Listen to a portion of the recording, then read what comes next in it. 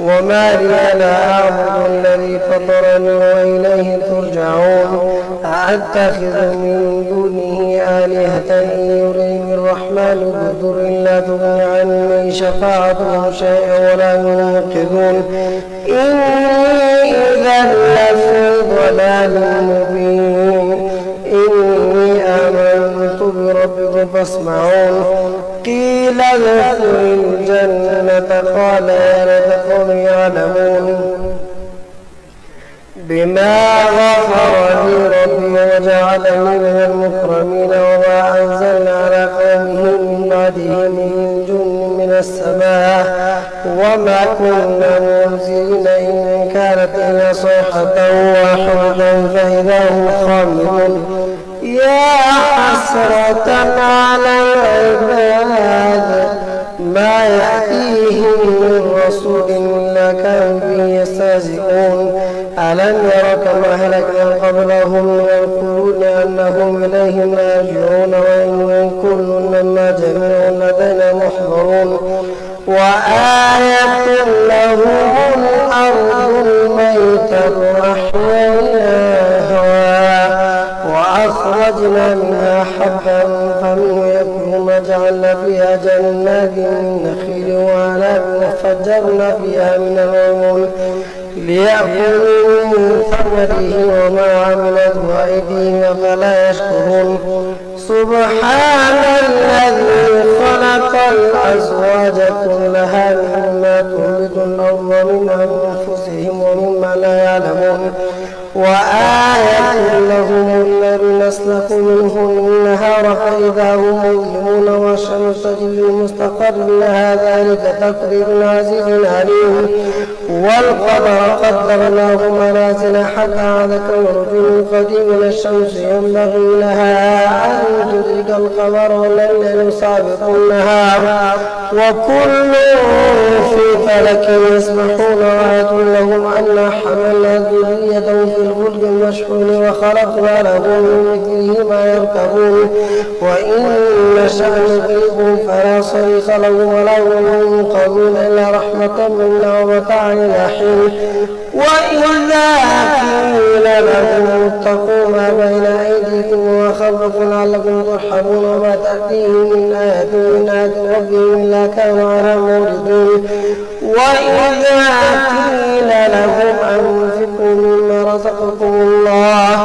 قال الذين كفروا للذين آمنوا من لم يشاء الله طعمه إن أنتم إلا في ضلال مبين ويقولون متى هذا الوعد إن كنتم صادقين ما ينظرون إلا صيحة واحدة تأخذهم وهم يخصمون فلا يستطيعون توصية ولا إلى أهلهم يرجعون وبقى في السور فإذا هم من الأجداث إلى ربهم ينسلون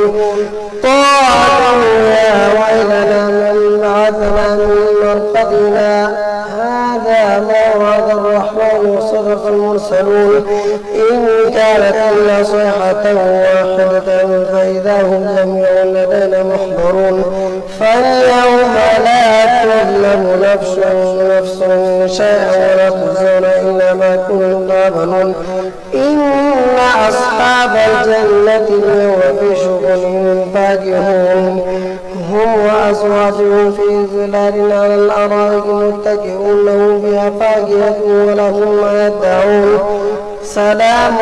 قال من رب رحيم وامتازوا اليوم أيها المجرمون ألم أعهد إليكم يا بني آدم لا تعبدوا الشيطان إنه لكم عدو مبين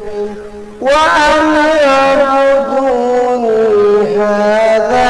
صراط مستقيم ولقد أضل منكم جبلا كثيرا فلم تكونوا ذاكرون هذه جهنم التي كنتم توعدون اصلوها اليوم بما كنتم تكفرون اليوم نختم على أفواههم وتكلمنا أيديهم وتشهد أرجلهم بما كانوا يكسبون ولو نشاء لطمسنا على أعينهم فاستبقوا الصراط فأنى يبصرون ولو نشاء نشاء لمسخناهم على مكانتهم فما استطاعوا مضيا ولا يرجعون ومن نعمره ننكسه في الخلق أفلا يعقلون وما لو نشره ما ينبغي له إن هو إلا ذكر وقرآن مبين لينذر من كان حيا ويحق قول الكافرين أولم يروا أنا خلقنا لهم مما عملت أيدينا أنعاما فهم لها مالكون وذللناها لهم فمنها ركوبهم ومنها يأكلون ولهم فيها منافع ومشارب أفلا يشكرون واتخذوا من دون الله آلهة لعلهم ينصرون لا يستطيعون نصرهم وهم لهم جند محضرون فلا يحزنك قولهم إنا نعلم ما يسرون وما يعلنون أولم يرى الإنسان أنا خلقناه من نطفة فإذا هو خصيم مبين وضرب لنا مثلا ونسي خلقه قال من يحيي العظام وهي رميم قل يحييها الذي أنشأها أول مرة وهو بذو الخلق عليم الذي جعل لكم من الشجر الأخضر نارا فإذا أنتم منه توقدون أوليس الذي خلق السماوات والأرض بقادر على أن يخلق مثلهم بلى وهو الخلاق العليم إنما أمره إذا أراد شيئا أن يقول له كن فيكون فسبحان الذي بيده ملكوت كل شيء وإليه ترجعون والصافات صفا فالزاجرات زجرا فالتاليات ذكرا إن إلهكم لواحد رب السماوات والأرض وما بينهما ورب المشارق إنا زينا السماء الدنيا بزينة الكواكب وحفظا من كل شيطان مارد لا يستمعون إلى الملك الأعلى ويقذفون من كل جانب دحورا ولهم عذاب واصب إلا من خطف الخطفة فأتبعه شهاب ثاقب فاستفتهم هم أشد خلقا أم من خلقنا إنا خلقناهم من طين لازب بل عجبت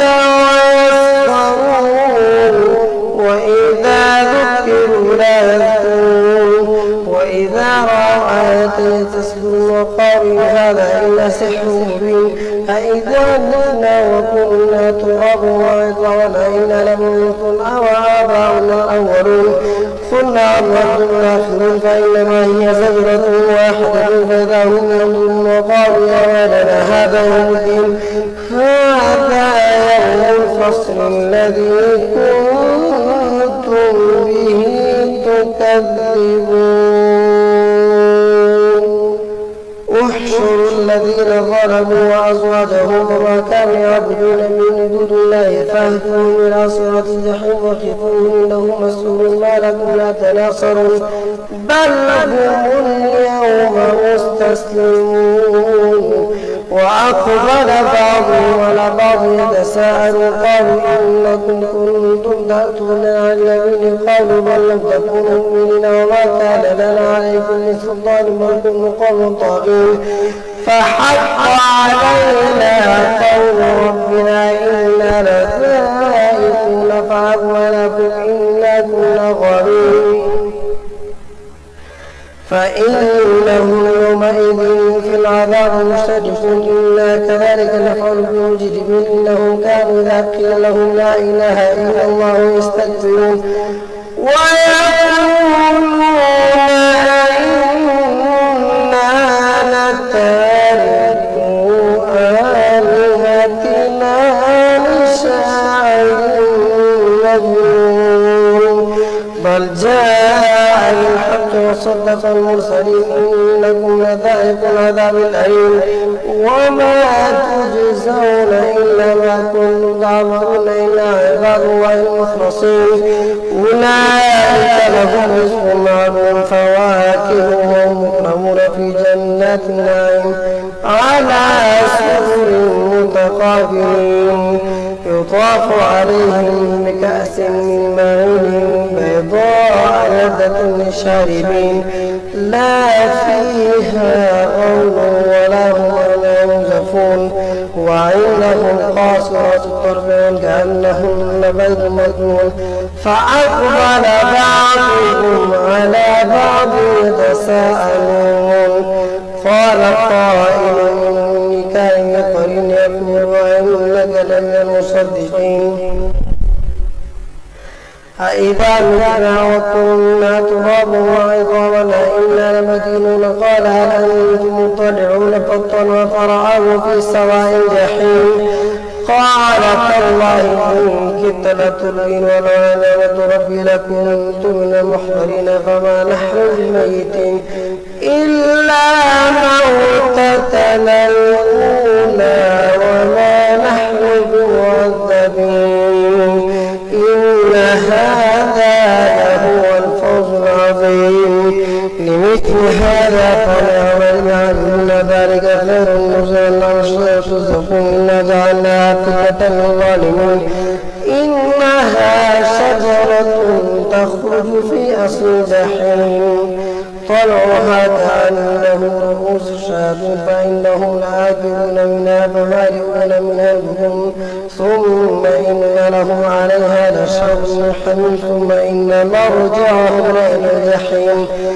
إنهم ألفوا آباءهم ضالين فهم على آثارهم يهرعون لقد ضل قبل مثل الأولين ولقد أرسلنا فيهم منذرين فانظروا كيف كان عاقبة المنذرين إنا عباد الله المخلصين ولقد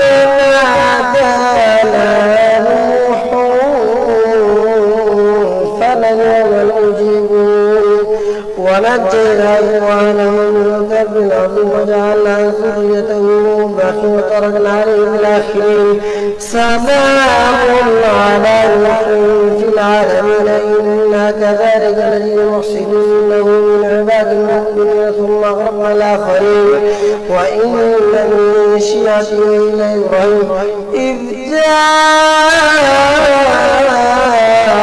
ربه بقلب سليم إذ قال لأبيه وقومه ما تعبدون إلا الآلهة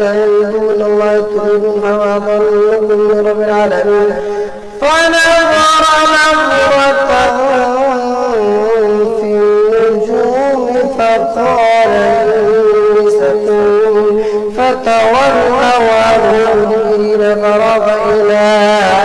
آلهتهم فقال لتأكلون ما لكم لا تنطقون فراغ عليهم ضربا باليمين فأقبلوا إليه يسيرون قال تعبدون ما تنحتون والله خلقكم وما تعملون قالوا ابنوا له بنيانا فألقوه في الجحيم فأرادوا به كيدا فجعلناهم الأسفلين وقال إني ذاهب إلى ربي سيهدين رب هب لي من الصالحين فبشرناه بغلام حليم فلما بلغ معه قال يا بني إني أرى في المنام أني أذبحك فانظر ماذا ترى قال يا أبت افعل ما تؤمر ستجدني إن شاء الله من الصابرين فلما أسلما وتله للجبين وناديناه أن يا إبراهيم قد صدقت رؤيا إنا كذلك من المحسنين إن هذا لهو البلاء المبين فظنوا بذبح عظيم وتركنا عليه في الآخرين سلام على إبراهيم كذلك نجزي المحسنين إنه من عبادنا المؤمنين وبشرناه بإسحاق نبيا من الصالحين وباركنا عليه وعلى إسحاق ومن ذريتهما محسن وظالم لنفسه ولقد مننا على موسى وهارون ونجيناهما وقومهما من القوم العظيم ونصرناهم فكانوا هم الغالبين وآتيناهم الكتاب المستبين وهديناهم الصراط المستقيم وتركنا عليهما في الآخرين سلام على موسى وهارون إنا كذلك نجزي المحسنين إنهما من عبادنا المؤمنين وإن إلياس لمن المرسلين قال لقومه لا تتقون أتدعون بعلا وتذرون أحسن الخالقين الله ربكم ورب آبائكم الأولين فكذبوه فإنهم يحضرون إلا عباد الله المخلصون تركنا عليهم الآخرين سلام على ياسين كذلك نجزي المحسنين إنهم من عبادنا المؤمنين وإن لوطا من المرسلين نجيناه وأهله أجمعين عجوزا في الغابرين ثم دمرنا الآخرين وإنكم لتمرون عليهم مصبحين وبالليل فلا تعقلون وإن يونس لمن المرسلين إذ أبق إلى الفلك المشحون فساهم فكان من المدحضين فالتقمه الحوت وهو مليم فلولا أنه كان من المسبحين لبث في بطنه إلى يوم يبعثون فنبذناه بالعراء وهو سقيم وأنبتنا عليه شجرة من يقطين وأرسلناه إلى 100 ألف وزد فآمنوا فمتعوا نحن فاستفتهم ألربك البنات ولهم البنون أم خلقنا الملائكة إناثا وهم شاهدون ألا إنهم بإثم يقولون الله وإنهم لكاذبون أصطفى البنات على البنين ما لكم كيف تحكمون أم لكم كتاب أم لكم أصطفى البنات على البنين ما لكم كيف تحكمون فلا تذكرون أم لكم سلطان بكتابكم إن كنتم صادقين وجعلوا بينه وبين الجنة نسبا ولقد علمت الجنة إنهم محضرون سبحان الله عما يصفون إلا عباد الله المخلصين فإنكم وتعبدون ما أنتم عليه فاتدون إلا من وصال الجحيم وما منا إلا له مقام وإنا لنحن الصافون وإنا لنحن الصديقون وإن كانوا ليكفرون لو أن عندنا ذكر من الأولين لكنا عباد والمخلصين فكفروا به فصفاهم فقد كرمتنا على عباد المرسلين إنه لهم المنصورون إن جندنا لهم الغالبون فتولى عنهم حتى حين وأوصلوا فسيبصرون أفبعذابنا يستعجلون فإذا نزل بساعة فساء صباح المنذرين وتولى عنهم حتى حين وأوصلوا فسيبصرون سبحان ربك رب العزة عما يصفون وسلام على المرسلين والحمد لله رب العالمين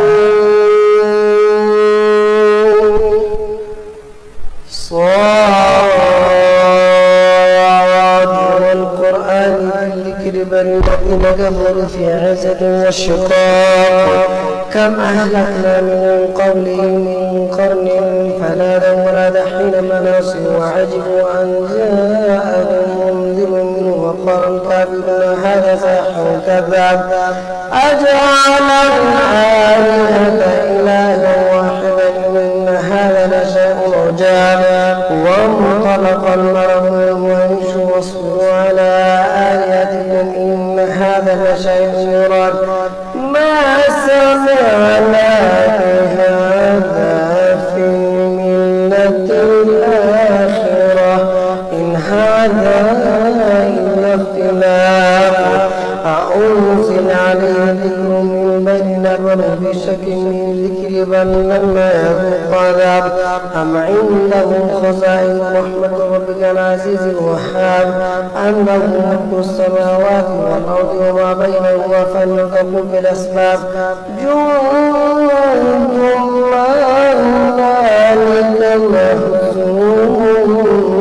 من الأحزاب كذبت قبلهم قوم نوح وعاد وفرعون وثمود وقوم لوط أصحاب الأيكة أولئك الأحزاب إن كل إلا كذب الرسل فحق عقاب وما ينظر هؤلاء إلا صيحة واحدة ما لها من فواق وقالوا ربنا عجل لنا قطنا قبل يوم الحساب اصبر على ما يقولون واذكر عبدنا داود ذو الأيد إنه أواب سخرنا الجبال معه يسبحن بالعشي والإشراق والطير محشورة كل له أواب وشددنا ملكه وآتيناه الحكمة وفصل الخطاب وهل أتاك نبأ الخصم إذ تصوروا المحراب إذ دخلوا على داود ففزع منهم قالوا لا تخف خصمان بغى بعضنا على بعض فاحكم بيننا بالحق ولا تشطط واهدنا إلى سواء الصراط إن هذا أخي له 99 ناجة ولي ناجة واحدة فقالت يا وازن في الخطاب قال لقد ظلمك بسؤال ناجتك إلى نعاجه وإن كثيرا من الخلطاء بعضهم على بعض من الذين آمنوا وعملوا الصالحات وقليل منهم وظن داود أنما فتناه فاستغفر ربه وخر وأناب فغفرنا له ذلك وإن له عندنا لزلفى وحسن مآب يا داود إنا جعلناك خليفة في الأرض فاحكم بين الناس بالحق ولا تتبع الهوى فيضلك عن سبيل الله إن الذين يضلون عن سبيل الله لهم عذاب شديد بما نسوا يوم الحساب وما خلقنا السماء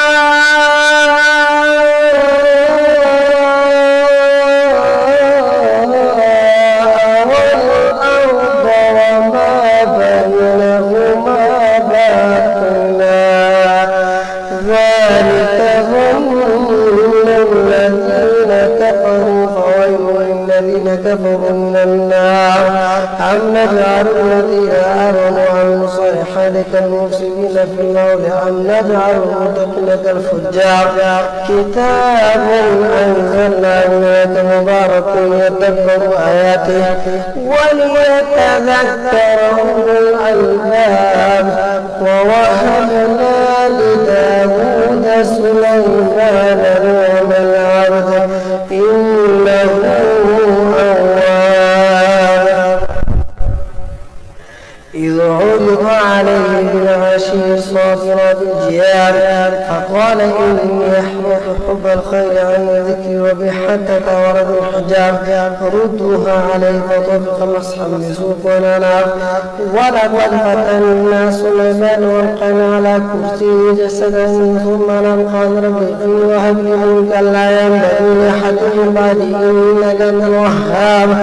فسخرنا له الريح تجري بأمره عن حيث أصاب والشياطين كل بناء وغواص وآخرين مقرنين في الأصفاد هذا عطاؤنا فمن أو امسك بغير حساب وإن له عندنا لحسن الألباب. واذكر عبدنا أيوب إذ نادى ربه أني مسني الشيطان بنصب وعذاب اركض برجلك هذا مغتسل من بارد وشراب. ووهبنا له أهله ومثله معهم رحمة منا وذكرى لأولي الألباب. وخذ بيدك ضغثا فاضرب به ولا تحنث إنا وجدناه صابرا نعم العبد إنه أواب. واذكر عبادنا إبراهيم وإسحاق ويعقوب أولي الأيدي والأبصار إنا أخلصناهم بخالصة ذكر الدار وإنهم عندنا لمن المصطفين الخير إسماعيل والإسحاق والكبر وكل من الأخيار هذا وإن للمتقين لحسن مآب جنات عدن فتحت لهم الأبواب متكئين فيها يدعون فيها بفاكهة كثيرة وشراب وعندهم قاصرات الأطراف هذا ما توعدون ليوصل إن هذا لرزقنا ما له من نفاد هذا وإن للطاغين شر مآب جهنم يصلونها فبئس المعاد هذا فليكن فيه حميم وغسق وآخر من شكل أزواج هذا فوج مقتحم معكم لا مرحبا بهم إنهم صاروا القارب والآن أنتم لا مرحبا بكم أنتم قدمتمونا خبز القرار قالوا ربنا قدم لنا هذا فزده عذابا ضعفا في النار وقالوا ما لنا نرى رجالا كنا نعبدهم من الشرار اتخذناهم سخريا ام زاغت عنهم الابصار ان ذلك لحق تخاصم علما قل انما انا منذر وما من اله الا الله القهار رب السماوات والارض وما بينهما العزيز وقال قل نبأ عظيم انتم عنه معرضون ما كان لي من علم بالملأ الأعلى إذ يختصمون يوحى إلي إلا أنما أنا نذير قال ربك للملائكة إني خالق بشرا من طين فإذا سويته ونفخت فيه من روحي فقعوا ساجدين فسجد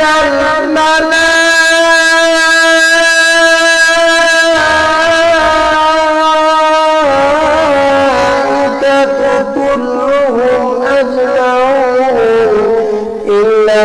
إبليس استكبر وكان من الكافرين قال يا إبليس ما منعك أن تسجد لما خلقت بيدي أستكبرت وكنت من العالمين قال أنا خير من خلقتني من نار وخلقته من طين قال فاخرج منا فإنك رجيم وإن عليك لعنتي إلى يوم الدين قال رب فانظرني إلى يوم يقول قال فإنك من المنظرين إلى يوم الوقت المعلوم قال فبعزتك لأغوينهم أجمعين إلا عبادك منهم المخلصين قال فارحق ونخافون لأملأن جهنم منك وممن تبعك أجمعين قل ما أسألكم عليه من أجر وما أنا من المتكلفين إن هو إلا ذكر للعالمين ولتعلمن نبأه بعد حين تنزيل كتاب من الله العزيز الحكيم إنا أنزلنا إليك الكتاب الحق فاعبدوا الله مخلصا له الدين ألا لله الدين خالص والذين اتخذوا من دونه أولياء ما نعبدهم إلا ليقربونا إلى الله زلفى إن الله يحكم بينهم فيما هم يختلفون إن الله لا يهدي الكاذبين كفار لو أراد الله أن يتخذ ولدا لاصطفى مما يخلق ما يشاء سبحانه هو الله القهار خلق السماوات والأرض بالحق يكذب الليل على النهار ويكذب النهار على الليل وسخر الشمس والقمر كل يجري لأجل مسمى ألا هو العزيز الغفار خلقكم من نفس واحدة ثم جعل منها زوجها وأنزل لكم من الماء ثمانية أزواج يخلقكم في بطون أمهاتكم خلقا من بعد خلق في ظلمات ثلاث ذلكم الله ربنا لا إله إلا هو فعنا تصرفون إن تكفروا فإن الله غني ولا يرضى الكفر وإن تشكروا يطهركم ولا تزروا وازرة وزر أخرى ثم إلى ربكم مرجعكم فينبئكم بما إنه عليم ولا يشكر وإذا مس الإنسان ضر دعا ربه منيبا بالعز إذا خوله نعمة ينزل مثلا إليه من قبل وجعل لله أندادا ليضل عن سبيله قل تمتع بكفرك قليلا إنك من أصحاب النار أمن هو قانت آناء الليل ساجدا وقائما يحذر الآخرة ويرجو رحمة ربه قل هل يستوي الذين يعلمون والذين لا يعلمون إنما يتذكر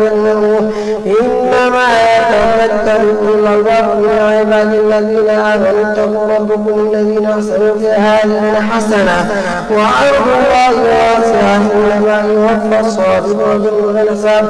قل إني أمرت أن أعبد الله مخلصا له الدين وأمرت لأن أكون أول المسلمين يخاف الأصل بعذاب الذين كلها أعبد مخلصا له الدين فأعبد ما شئت من دونه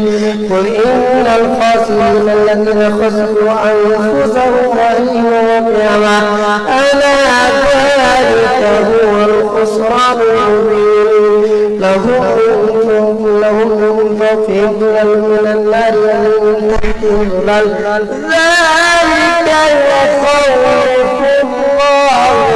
به عباده يا عبادي فاتقون والذين اجتنبوا الطاغوت أن يعبدوها وأنابوا إلى الله لهم البشرى فبشر عباد الذين يستمعون القول فاتبعون أحسنه أولئك الذين هداهم الله وأولئك هم أولو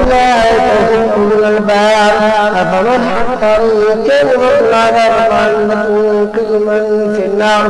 لكن الذين اتقوا ربهم لهم غرف من فوقها غرف مبنية تجري من تحتها الأنهار وعد الله لا يخلف الله هذا لم تر أن الله أنزل من السماء ماء فسلكه ينابيع في الأرض ويخرج به زرعا مختلفا ألوانه ثم يهيج فتره مصفرا ثم يكون حطاما إن في ذلك لذكرى لمن يؤمن الألباب أفمن شرح الله صدره الإسلام فهو على نور من ربه فويل للقاسية قلوبهم من ذكر الله أولئك في ضلال مبين الله نزل أحسن الحديث كتابا متشابها مثلا تشعر من وجوه الذين يخشون ربهم ثم تلين جلودهم وقلوبهم إلى ذكر الله ذلك هدى الله يهدي به من يشاء ومن يضلل الله فما له من هاد أفمن يتقي بوجهه سوء العذاب يوم القيامة وقيل للظالمين ذوقوا عذاب المرسلين كذب الذين من قبلهم فأتاهم عذاب من حيث لا يشعرون فأذاقهم الله خزي في الحياة الدنيا والعذاب الآخرة ولو كانوا يعلمون ولقد ضربنا للناس في هذا القرآن من كل مثل لعلهم يذكرون قرآنا عربيا غير لعلهم يتقون ضرب الله مثلا رجلين فيه شركاء متشاكسون رجلا سلما برجل هل يستويان